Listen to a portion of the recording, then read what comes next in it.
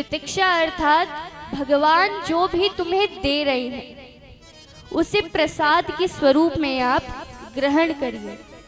कभी ये नहीं कि मुझे इतना बुरा क्यों दे दिया, पड़ोसी को इतना अच्छा क्यों दे दिया। एक हम सभी के अंदर होता है ना। एक व्यक्ति था, उसने ब्रह्मा जी की बहुत तपस्या करी, बहुत तपस्या करी। ब्रह्मा जी प्रसन्न हुए। ब्रह्मा जी प्रसन्न होते हैं और कहते हैं कि बताओ क्या वरदान चाहिए। व्यक्ति कहता है कि महाराज मैं जिस वक्त, जिस घड़ी, जिस समय आपसे जो भी वस्तु मांगूंगा आपको मुझे देनी होगी, बस एक वरदान दे दो। अब देखिए, कुछ व्यक्ति होते हैं जो अपने आप को बहुत होशियार मानते हैं कि हम बहुत बुद्धिमान हैं, परंतु वो ये भूल जाते हैं कि भगवान उनसे भी ज्यादा बुद्धिमान है। ब्रह्मा जी कहते हैं कि चलो मैं तुम्हें वरदान देता हूँ कि जिस घड़ी, जिस समय, जिस पल तुम जो वस्तु मांगोगे तुम्हें मिल जाएगी, परंतु तुम्हारे पड़ोसी को 2 गुना। अब व्यक्ति उस समय तो सुन लेता है। अब घर पर आया, थोड़ा विचार इत्यादि करता है। अब महाराज भगवान से मांगता है कि भगवान झोपड़ी में रह रहा हूं, मेरी एक बड़ी सी कोठी बनवा दो।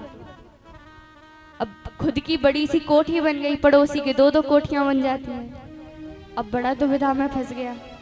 आजकल की जीव की परेशानियां क्या है, हमारे पास धन है, हमारे पास धन नहीं है, इससे कोई दिक्कत नहीं है, परंतु सामने वाले के पास क्यों है, ये बड़ी हमें दिक्कत करती है। अब व्यक्ति बड़ा चिंतित हो गया कि मेरी 1 कोठी, पड़ोसी की 2-2 कोठियां।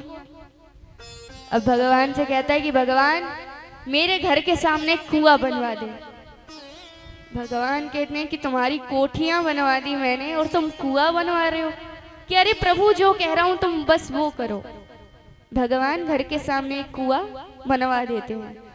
अब खुद के घर के सामने 1 कुआं, पड़ोसी के घर के सामने 2-2 कुएं। उसके बाद भगवान से कहता है कि भगवान मेरी 1 आंख फोड़ दे।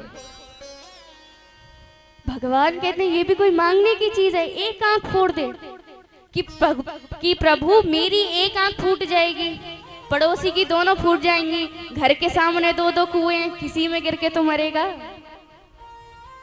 ये आजकल के जीव है कि हमारा कल्याण हो या ना हो, सामने वाले का, पड़ोसी का कल्याण नहीं होना चाहिए, परंतु हमें ऐसा नहीं करना चाहिए।